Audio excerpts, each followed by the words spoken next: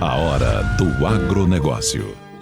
A hora do agronegócio, e recebemos aqui na nossa rede Jovem Pan, agora com TV Jovem Pan, internauta, rádio, é uma rádio que virou todas as mídias, né? Recebemos o nosso secretário da Agricultura do Estado de São Paulo, Agricultura, Pecuária e Abastecimento. Não podemos esquecer do abastecimento, o nosso querido amigo Gustavo Diri Junqueira. Secretário, muito bem-vindo aqui conosco. João, é sempre um prazer dividir o microfone com você e participar aí da Jovem Pan e todo esse debate de agro urbano, né, que você introduziu e que hoje é uma tradição aí dos ouvintes que no fundo se informam através da sua voz, através da sua informação. Então é um prazer estar aqui e vamos lá. O microfone é nosso, João.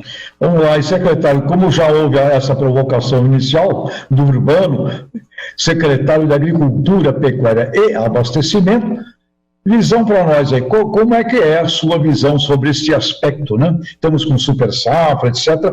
Quais são aí as preocupações voltadas a esse ângulo do abastecimento? João, essa é um tema que me preocupa e, no fundo, tenho me dedicado bastante a discutir a questão do abastecimento. Você se lembra, desde o início do mandato do governador João Dória, nós trazendo aqui para a mesa o debate do CEAGESP, o debate de como modernizar todo esse sistema de entrepostos no Brasil, né, no nosso caso especificamente em São Paulo, mas a preocupação vai muito além de um espaço físico, vai na política pública de abastecimento.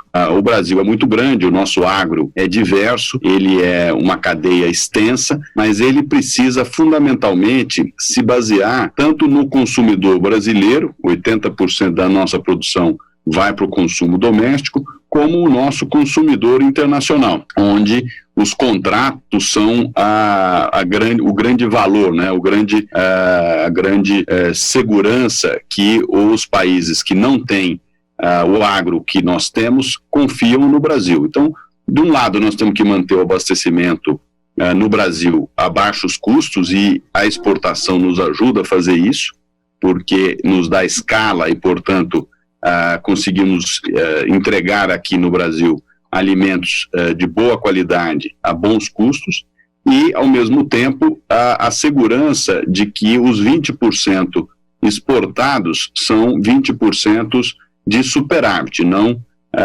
tirar da produção ou do consumo, melhor dizendo, local para exportar para outros países. Então, a segurança alimentar, sem dúvida alguma, é uma pauta que deve ser debatida dentro do âmbito do agronegócio, do agro brasileiro. É um tema que acho que precisamos botar foco nele, né? Porque estamos com uma euforia muito grande e muito importante, sem dúvida, para a economia, a balança de pagamento, mas eu creio que é necessário aí que agora a gente dá uma olhadinha com mais profundidade no assunto do abastecimento. Como o secretário bem coloca, é questão de uma política mais estratégica de médio e longo prazo, né? Então, tema aqui, acho que para um outro debate. Secretário, João, só fazendo um adicional aqui, e um tema que eu venho trabalhando desde quando presidente da Sociedade Rural Brasileira. Você se lembra que eu inaugurei, né, coloquei ali de pé a Câmara de Arbitragem dentro da Sociedade Rural Brasileira. Por que isso? Porque o agro, de maneira geral, ele ainda não é uma atividade econômica regida por contratos. O produtor rural, o empresário rural, ele é um empreendedor que toma risco, ou seja, no momento que ele investe no seu negócio, na produção, no plantio, ele não sabe para quem ele vai vender. Ele conta com uma demanda existente e toma o risco na frente para produzir. Quando esse produto chega ao mercado, se aquele mercado está superavitário, ele não tem alternativas a não ser vender o seu produto. Principalmente quando nós tínhamos taxa de juros muito altas. Quando agora com taxa de juros menores, ele até pode tomar a decisão de estocar. Em alguns casos, feijão, por exemplo, não é estocável. Ele caruncha, ele estraga muito rápido, ou seja, a vida útil do feijão é uma vida útil aí de 30, 60 dias. Mas outros produtos, como café, ele pode estocar e aguardar. Tem um custo, obviamente, mas e se o mercado está deficitário, ou seja, há uma demanda maior do que a produção que foi feita há um ano atrás, né, porque você tem que planejar a safra, aí você tem um aumento de preço, uma demanda exagerada, que é o que nós estamos vivendo hoje. Então, esse planejamento, ele é muito importante. No entanto, nós não podemos esperar reações imediatas em função desse desarranjo que a pandemia nos trouxe, porque tudo que está sendo colhido foi planejado e plantado há um ano atrás. O plano safra para esse ano foi ampliado, tá certo? Tem um valor maior de recursos destinados à agricultura e, portanto, imagino que o Ministério da Agricultura tenha feito algum planejamento. Dentro da Secretaria de Agricultura, nós temos discutido esse tema muito baseado no atendimento ao produtor, na extensão rural baseada em gestão, para que ele planeje. E com isso, a gente consiga ter mais contratos de longo prazo no agro, e isso trará com certeza uma vantagem para todos os elos da cadeia, inclusive os supermercados, que poderão comprar antecipadamente, assim como os chineses o fazem no caso da soja, né? Então acho que previsibilidade é o nome do jogo aqui. Muito bem colocado, colocar a sociedade civil organizada se organizando e os contratos são muito importantes. Tomara que isso venha com muita velocidade para o agribusiness do Brasil. Então, já que falou em extensão rural, essa coisa toda importante da assistência técnica, a gente tem ouvido aqui como está e como fica a situação das Casas da Agricultura, do ITESP, que faz um belo trabalho na Secretaria de Cidadania e Justiça, institutos e tal. Como ficam estas organizações do nosso governo aqui do Estado de São Paulo? Tejão, muito boa a sua colocação. E realmente nós estamos trabalhando numa grande modernização da Secretaria de Agricultura e Abastecimento aqui do Estado de São Paulo. Para você ter uma ideia e os seus ouvintes conseguirem colocar essa reforma em perspectiva, nós, dentro da Secretaria, a última reforma, a última estruturação que foi feita na década de 90.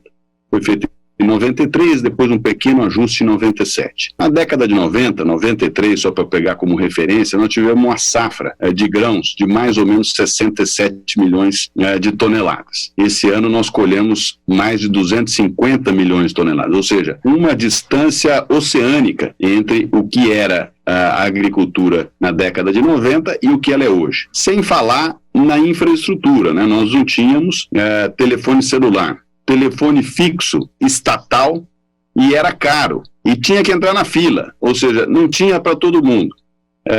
As estradas não eram privatizadas, as distâncias, a internet não existia, ou seja, o mundo daquela estrutura que até hoje perdura na Secretaria da Agricultura é uma estrutura que não mais atende às demandas tanto dos produtores quanto da agroindústria, que evoluiu de maneira espetacular, e os agroserviços, né, que hoje fazem parte do nosso dia a dia no agro. E, portanto, uma reforma, ela se faz necessária. Só para te dar uma ideia, no Vale do Paraíba, por exemplo, que é uma área tradicional aí de produção de arroz, é uma boa e importante bacia leiteira, nós temos 19 casas da agricultura e temos 44 funcionários, ou seja, é quase 2 funcionários para uma casa de agricultura, e muitas vezes uma casa está aí a distância de 60 quilômetros uma da outra. Ou seja, não me parece uma equação sustentável, dado a infraestrutura que nós temos. Então, o que nós estamos olhando? Primeiro, partindo da premissa da produção do produtor. O que nós precisamos, de fato, de infraestrutura para atender esse produtor da melhor maneira possível. E, a partir daí, desenhar uma estrutura onde a integração de todos os elos, abastecimento e segurança alimentar, desenvolvimento rural e defesa agropecuária e pesquisa e inovação, todos esses 3 grandes pilares conversem e converjam para uma atuação única. Obviamente, nesse processo, todo o processo de modernização, de alteração, ele traz insegurança, traz ansiedades. Mas isso foi feito, Tejon, durante 1 ano e meio de muita análise, muita discussão. É óbvio, com 3.300 funcionários, hoje não é possível discutir com todo mundo todos os detalhes, mas foi discutido uma boa parte técnica. E só para fechar o conceito do que era 1990 e hoje, a estrutura que nós temos hoje, Tejon, foi planejada para 10 mil funcionários. Hoje nós temos, como eu disse, um pouco mais de 3 mil. Então, como uma estrutura orgânica ou estrutura industrial, ela está operando aquela estrutura a 30% da sua capacidade. Ou seja, uma caldeira, uma máquina, quando opera a 30%, ela quase que faz o desligamento automático, porque ela não consegue girar de maneira que ela consiga com que todas as roldanas, todas as engrenagens funcionem. E é isso que está acontecendo. A nossa Secretaria de Agricultura está totalmente desgarrada e perdeu um pouco essa dinâmica orgânica de trabalho. E o que a gente faz aqui é trazer todo mundo. Então não há nenhuma intenção, e coloquei isso de maneira muito clara para o governador, para os secretários aqui diretamente envolvidos nas finanças do Estado, que nós não estamos falando de um enxugamento da máquina, de apenas uma redução de despesas. Nós estamos falando de uma modernização do Estado, uma modernização das atividades. É isso que está sendo proposto, e o decreto está aí, está pronto para ser assinado para o governador e com grandes expectativas. Acho que ele precisa ser detalhado cada vez mais, a sua participação é fundamental para que a gente possa levar segurança para todos os envolvidos aí. E ele será, então, uma modernização, estou entendendo, uma integração das diversas inteligências, né? Estou imaginando também com o mundo aí cibernético, com o mundo de tecnologia da informação, é por aí, então, que vem. Quer dizer, não está havendo um desmanche, está havendo uma reorganização, é isso, secretário? Exatamente, João. Se fala muito em fechamento das casas de agricultura. Eu falo que é o contrário. É a abertura da Casa da Agricultura, porque muitos dos servidores estão presos às escrivaninhas e não conseguindo ir ao campo. Mas a ideia é que a gente tire esse ônus dos assistentes agropecuários, aí, dos nossos técnicos, dos nossos pesquisadores, para que eles possam não mais se preocupar com atividades administrativas, se preocupar com os carimbos, com as autorizações, mas sim ir até o produtor e buscar dele a sua demanda e levar também as orientações de como o mundo hoje se encontra, para que a gente tenha essa visão de mercado bem próxima do produtor, principalmente o pequeno produtor, tá, João? O ITESP também tem feito um ótimo trabalho lá, envolvendo assentamentos, esse pessoal, acho que o Estado de São Paulo, inclusive, tem um exemplo muito vivo com essa coisa de assentamentos, quilombolas. Esse pessoal também faz parte desse programa de modernização, ou isso, como está em outra secretaria, não está no seu comando? Não, ela faz parte, né, Tejão? A gente está olhando o Estado como um todo. A mudança do ITESP da Secretaria de Justiça para a Secretaria da Agricultura é muito orientada por essa questão do ganho de eficiência, do ganho de produtividade e transformar uma política de esforço em uma política de resultados. Nós temos, como você colocou, no ano passado, conseguimos avançar bem. O secretário Paulo Dimas fez um trabalho objetivo, perto do problema. Nós temos tanto os pequenos produtores que foram assentados há 30 anos atrás, que precisam da titulação, né? Nós precisamos fazer com que esses empreendedores possam realmente ter o direito e o título da sua terra, como nós temos também a questão da extensão rural e da integração de toda essa população de produtores ao sistema moderno. Você lembrou muito bem no início do programa, Tejon. Nós temos um agro aqui pujante, um agro que cresce, um agro que exporta, um agro que usa tecnologia. E esse fato, essa mágica, ela não pode ser um elemento de aumento da desigualdade. Pelo contrário, ele tem que ser um elemento da divisão dessa inteligência e dessa geração de riqueza. Para fazer isso, no agro, não há outra maneira a não ser escala. Então, nós temos que trabalhar de maneira conjunta para que essa equipe toda do ITESP possa trabalhar debaixo do mesmo teto da Secretaria da Agricultura, com os seus pesquisadores, com os seus assistentes agropecuários na extensão, defesa e o abastecimento, para que a gente possa ter escala também no governo para atender essa demanda importante. Então, de maneira nenhuma se trata de um desmanche. Se trata, sim, de organizar aquilo que foi feito